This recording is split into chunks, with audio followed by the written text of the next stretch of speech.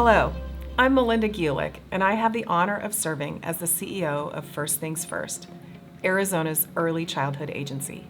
We support quality early childhood programs and services, leading to kindergarten readiness and success in school and later in life.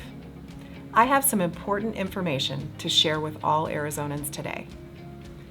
Our state's families have long struggled with finding and affording childcare.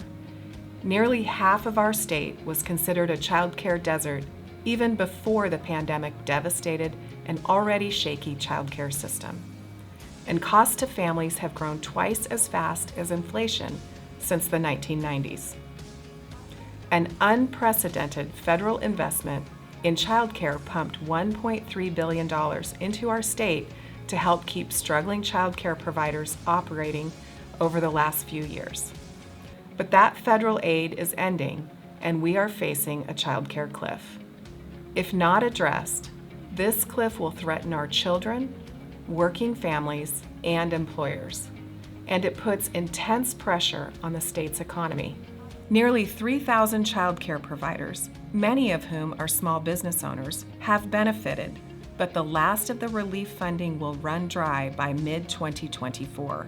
Thus, concerns are rising about the stability of childcare programs and the impacts to working families and the babies, toddlers, and preschoolers who rely on safe, stable, and quality childcare.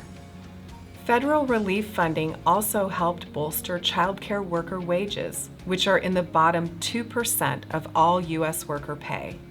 Without these funds, staff will start seeking better paying opportunities elsewhere, and centers may be forced to increase their tuition, or they may even close.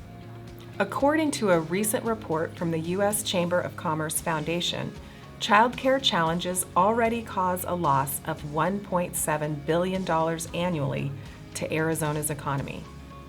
This includes $1.42 billion that employers lose due to employee absences and turnover. With 60% of young children in Arizona living in households where all adults work, the state's childcare system is an integral economic development issue. It supports every sector of the economy in the state, across every community far and wide. The situation presents a conundrum. Families struggle to find affordable childcare. Employers face increased absences and voluntary resignations because of childcare issues, and childcare providers contend with staffing shortages. Arizona already had a 25% gap between childcare demand and supply before the pandemic, a gap that is even higher in rural areas.